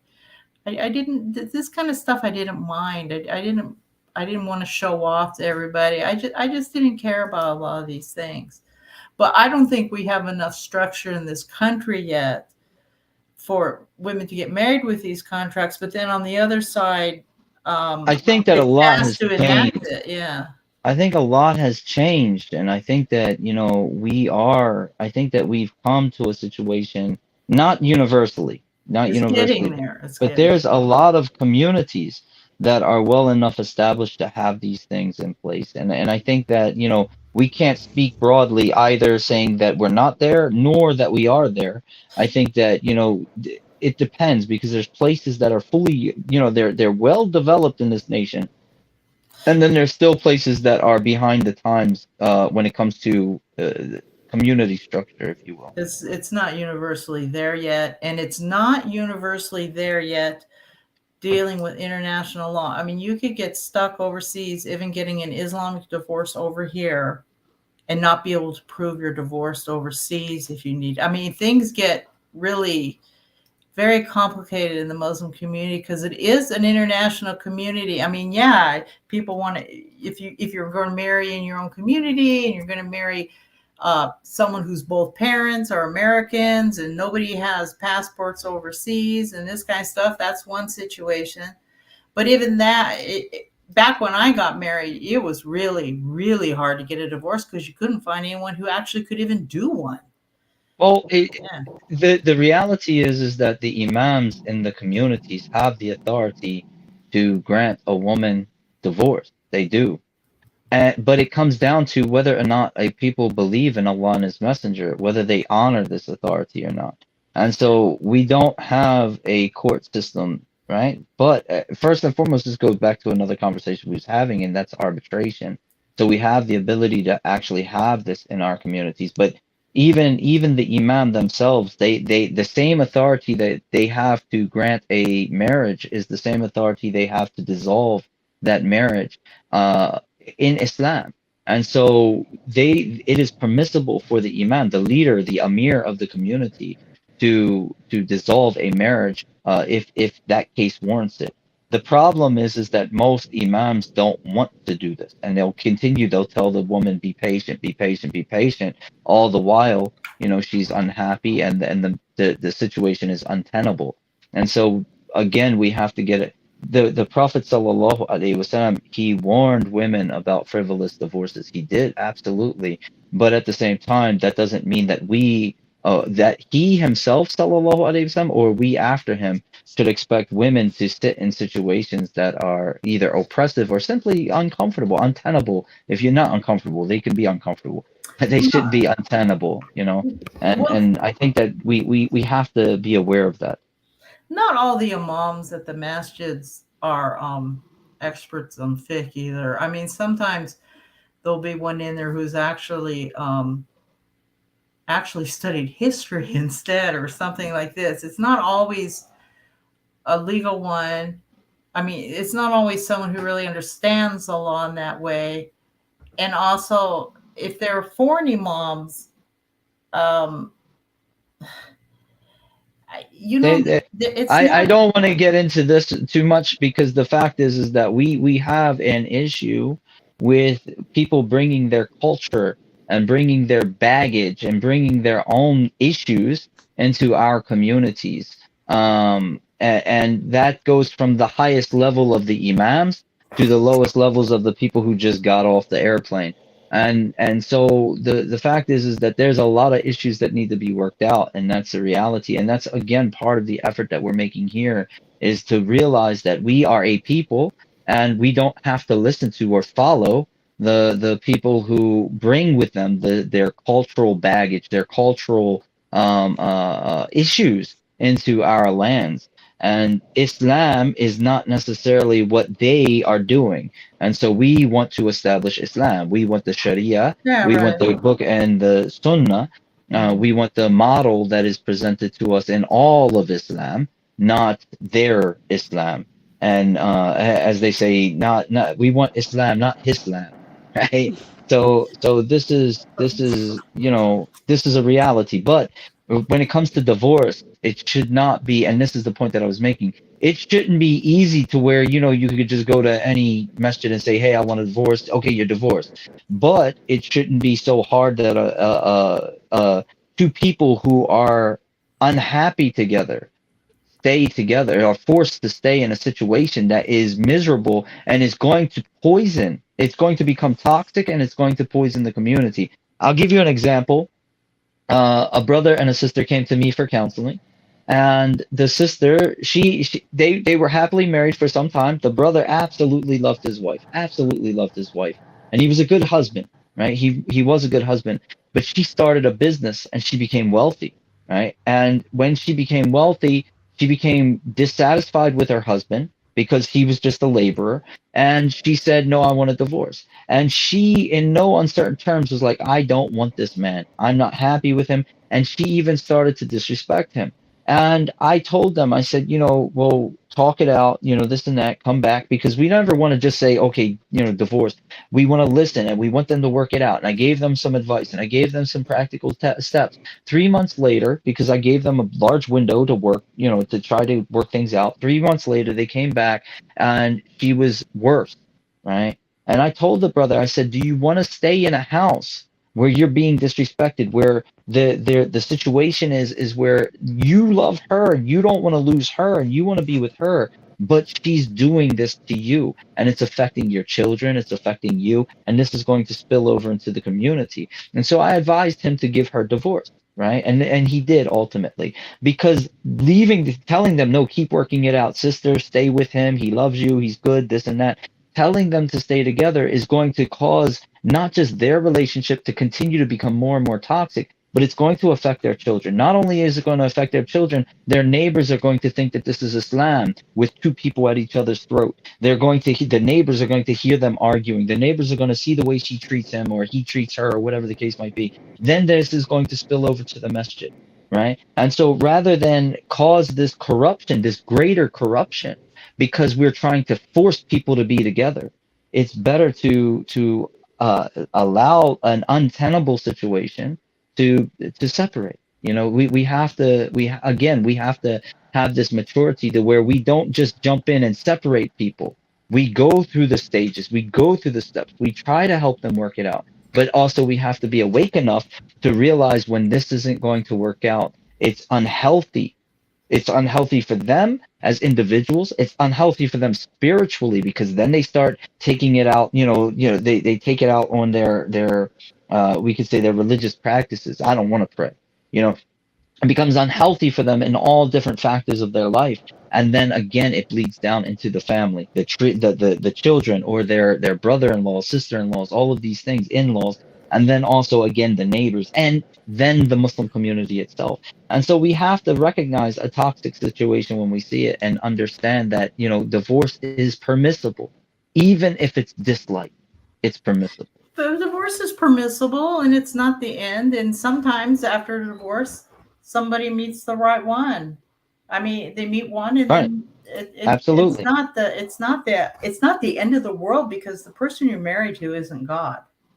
Mm. Okay, people act like that. You know what I mean? They act like, Yeah, yeah. oh, I had I did know somebody who said that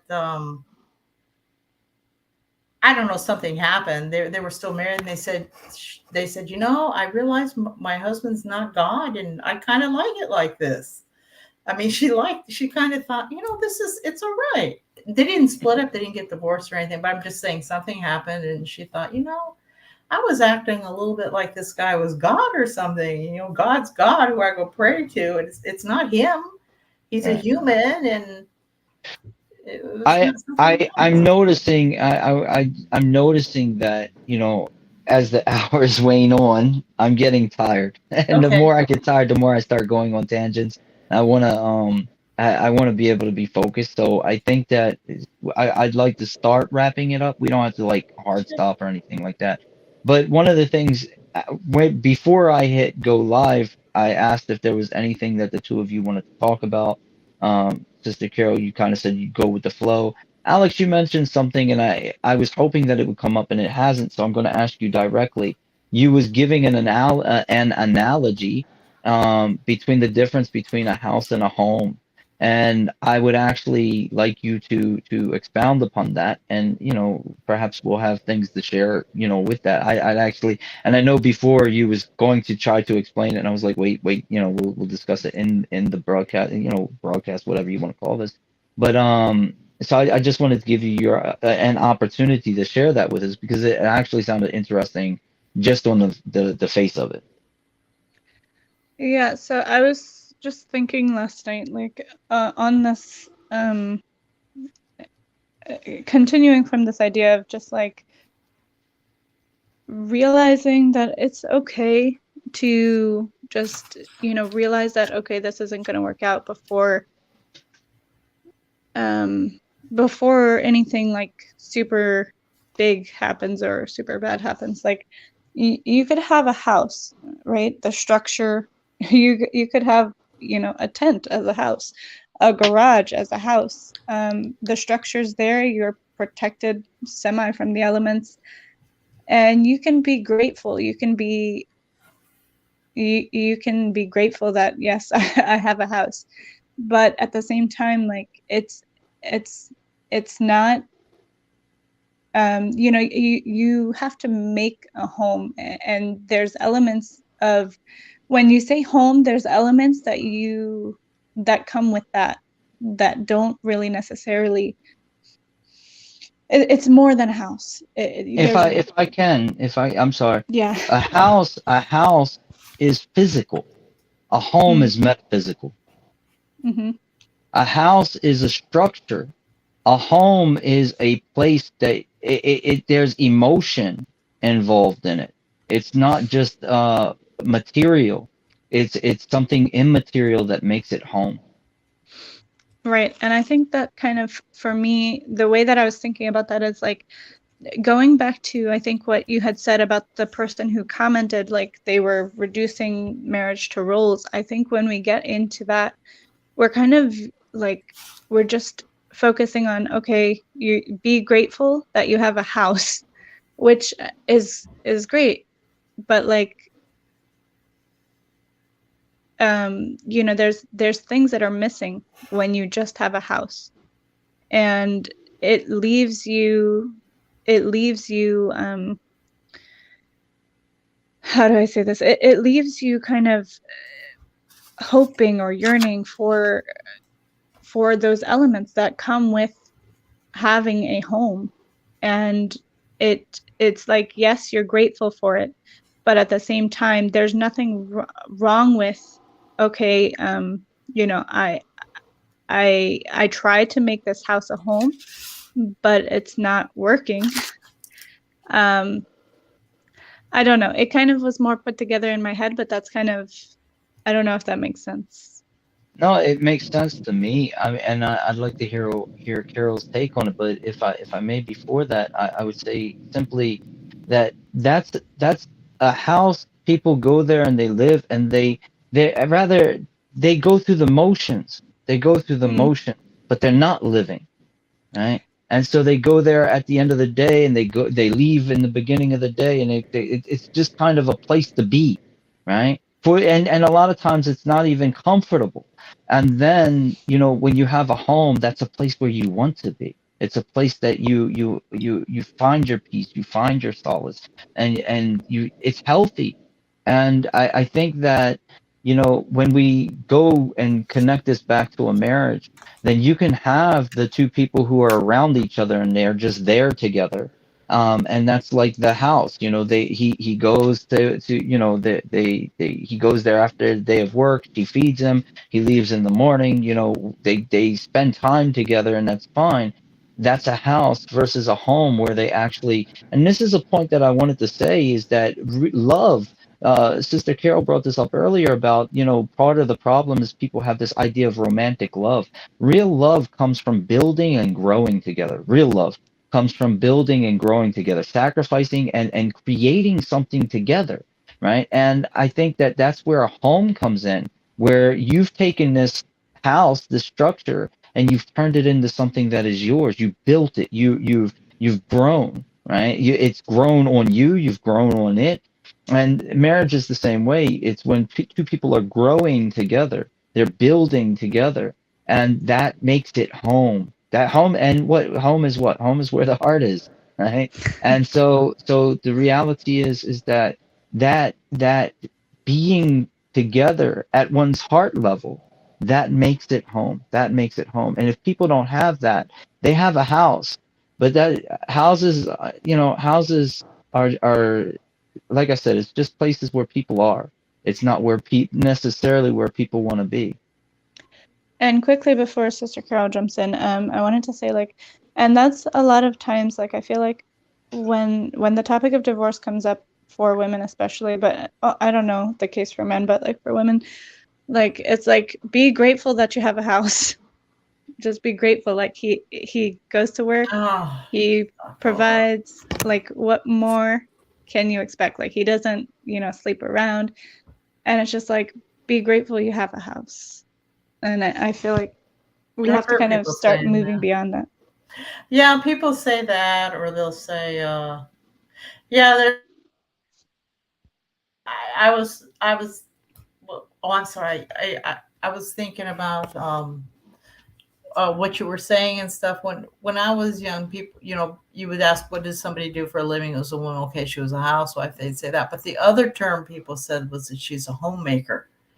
And it was like there was an art to it. There's actually an art into making, um, an atmosphere and ambiance in a house, and a woman has a lot to do with that. So does a man, but there's something about creating ambiance and stuff that's sort of, almost like a lost art. It seems like to me, like just being somewhat kind. And when I look at some of these hadiths, I spent a long time since I've looked at hadiths, but there's ones like, get him a glass of water, it counts as charity, this kind of stuff. And sometimes women sneer at these when they hear them, but actually it's just really telling people to be nice and caring to each other.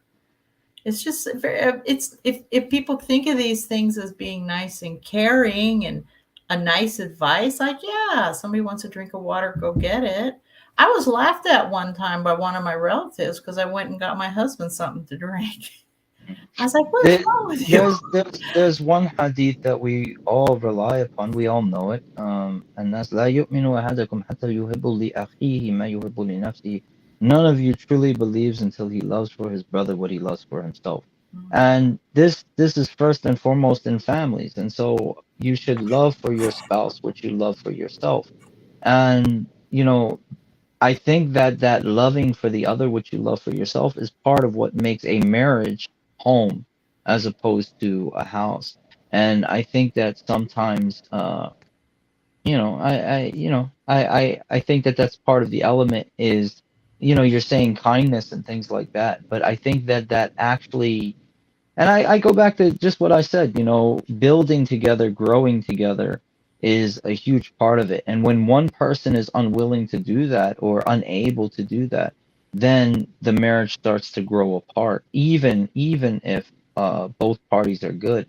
They're both good people. They just simply grow apart because they have different aims. And so rather than attaining the station of home, the marriage remains a house. It Right. remains a house. And so I think that this is, again, my 2 cents. But after hearing all this today, is anyone going to want to get married? This hasn't been the Yeah, most I cheerful think show. I disagree with that. I think that this has been a very positive show. I think that, speaking about, first and foremost, when to get married and what to look for in a marriage, and the fact that it's not, encouraging to grow together, encouraging the sacredness of the bond, talking about, it's disliked to get a divorce, but divorce isn't the end of the world. There is life after divorce. There should be no stigma in divorce. I think that this has been a very positive show myself. That's my take on it. I mean, somebody else might view it and say they disagree, and that's fine. But I thought that it was a good conversation about, a good positive conversation that might actually remove some of the fears of somebody who was thinking about getting married. That was my take, but I'm in the conversation. So, I would Alex, agree. I think that it goes back to us saying, um, I guess we're going with the term like normalizing divorce, but like um acknowledging that it's I'm not gonna the worst say thing in the that world. Alex, I'm sorry, one moment. Instead of Yeah. normalizing divorce, because I don't like the way that sounds, we'll say something uglier, but it means something better, and that's destigmatizing Okay. divorce. Yeah, so I think like that in and of itself is a powerful conversation because I mean it sounds negative because we don't like to talk about divorce, but I think that the entirety of how our conversation went was positive, and I think like it's important to talk about the hard topics and shed light on them, and I think we covered like a lot of. I would agree. I think that it was overall positive, even though we were talking about something that a lot of times is looked at as negative. No, I agree. Well, with that, as usual, I'll go ahead and say, let's go ahead and do some closing comments. Alex, I'll let you go first if you're ready for that, and then Carol, and then I'll end it, inshallah. We're closing in on the 2 hour mark, and that's way too long. So, Alex, if you have some closing remarks in general. I think I would just end in kind of repeating myself, I guess, and saying that it in all regards, but especially when we're talking about marriage and even when we're talking about divorce, it's really important to, I think, put Allah first, put Allah between you and anybody else involved. Because at the end of the day, like, you know, how other people are, I mean, it affects us in this life, but how we are to other people affects us in this life and it affects us in the hereafter. And so if we are interacting in this world knowing that we are servants of Allah, we are the creation of Allah, and these other people that we're interacting with, they are servants. Well, if they're Muslim, they're servants of Allah. If they're, I mean, everybody They're is, servants of creation of Allah, Allah. willingly or unwillingly. Go on. Yeah. And we treat each other that way, and we interact with one another that way. It will make our interactions that much more beautiful. And I think again, just like it's hard, it's harder done than it's easier said than done, but like trying to get rid of some of that fear. And I think destigmatizing divorce is one of those things, because I think I know people who have stayed in marriages or are afraid of divorcing because of that stigma, and it's unhealthy and it doesn't need to be. And Allah, it wouldn't make something permissible if it wasn't healthy in any circumstance. And so I think we just need to be mindful, just be mindful of Allah in these situations. I mean, in all situations, but Sister Carol. Um, well, I think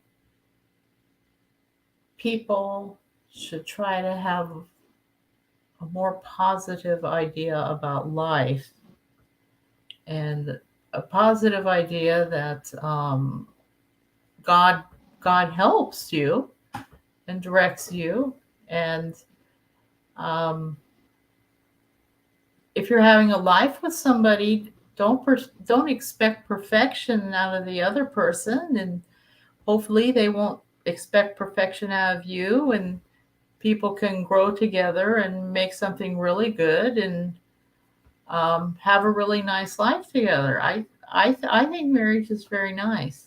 I think it's nice for people, and I think it's I can look back. I we were looking at some old photographs from years ago. It's nice to have some old photographs and be looking at them with the same person and just remembering some of the old times. And I I think it's a wonderful institution. And if it's bad, yeah, people can get a divorce, and maybe they can build something nice with a different person if it's really horrible or something. But I think marriage is a good thing, and I feel sad that people want to avoid it to this point, that they think it's something that they just don't want to do. They're missing out on a huge part of life that has real meaning. And I'm sorry, go on. Oh, and then I wanted to say that you mentioned in the beginning that when people get married, it's half of our religion. It's also half of our religion, because religion halfway goes out the door sometimes for some people, and then that case, divorce is good. Uh, is That's that it? it. Yeah, I'm Okay. done. No, there's a couple things to say. The first thing, feeding off of what you said there, marriage is not just good, it's actually highly encouraged, and Yeah. it's a healing for society, and it's a building and strengthening for communities, and it's a bond between families. And the reality is that it's half of Deen. And what is Deen? Deen is the way of life. And so it's half of the way that we live our lives, because it's one thing to live alone. It's another thing to live intimately with another human being, to where you get to know them and they get to know you. And as my daughter pointed out earlier, when you're in that kind of intimate relationship, it's not easy to hide your flaws. You're not going to be able to hide who you really are for very long. And so you expose yourself and you expose your vulnerabilities. But at the same time, again, you grow together, you build together. And so it's half of Deen, because it allows you to practice part of your Deen that you would not be able to do if you were on your own. And whenever our Lord speaks about marriage, and whenever our Lord speaks about divorce, again and again and again, we find him saying, "Wattaqullah," and fear your Lord, have awe of your Lord, obey your Lord. Indeed, your Lord sees all that you do. Allah is aware of everything that you do. And if we were to go to some of these ayat, some of these verses from the Quran, where our Lord is talking about marriage, then we would see again and again that God says, if you are unable to treat them, for example, He says that if I can find it, uh, He says that if you are unable, I can't find it right, because I don't want to deal with the Arabic because I'm running out of time. But what I want to say in English, I can't find the English. He says that if you can't treat them well, then do not keep them hostage, basically, is what he says. Let me find this real quick, and I apologize for the time that it's going to take me to do this, but it's worth it, because this is what our Lord had to say. It's not what any of us have to say. So give me one moment. Let me see here. And this is the problem with me going to the Arabic instead of the English. Give me 1 second. Um,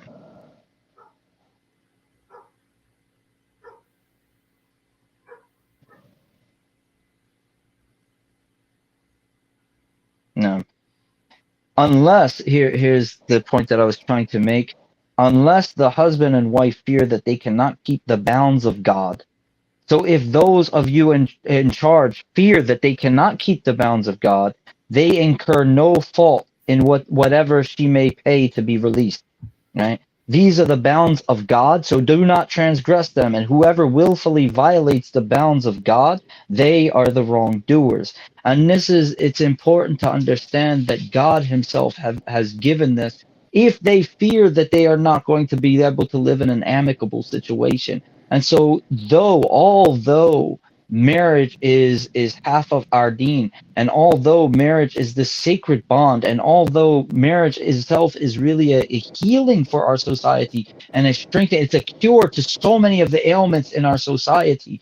The reality is that if there is a fear between the two that they are not going to be able to live amicably and retain the boundaries of our Lord, then it is permissible for them, not just for him to pronounce divorce, but if she asks for divorce, then he should give that to her in order to protect both of them. But again and again, and this is something beautiful that my daughter kept doing, is referring us back to God. Because it's not, I say all the time that marriage is not a relationship between a man and a woman. It's not. It's between two families, and it involves an entire community. And if a marriage isn't strengthening a community, if it's weakening a community, then it's toxic, it's unhealthy. And so the reality is that that's what I say. But what my daughter was saying, and this is very beautiful, is that marriage is more about our relationship with God than even our relationship with the community. And that's just the simple reality. Is it's about who are we with our Lord. And again, this is why it's half of deen, is because we're supposed to be building together, helping one another to get successfully to the day of judgment. And with that, I think that we covered a large amount, and I thank whoever was able to join us, even if just for a short time. I thank you all for joining us. Even if you watch it later, I thank you, for taking the time, and I encourage you to join us in the comment section. Share your thoughts in the comment section. If you're calling to your own thing, I really don't have a lot of patience with that. If you're talking about, Islam and marriage, then by all means come and join the conversation. And with that, again, thank you all for joining me. Thank you, Alex. Thank you, Carol. And I look forward to having another conversation in the future, God willing. With that, Subhana rabbika rabbil izzati amma yasifun wa salamun al mursalin walhamdulillahi rabbil alameen. Wassalamu alaikum wa rahmatullahi wa barakatuh. Okay. Wa alaikum salam wa rahmatullah. Assalamu alaikum.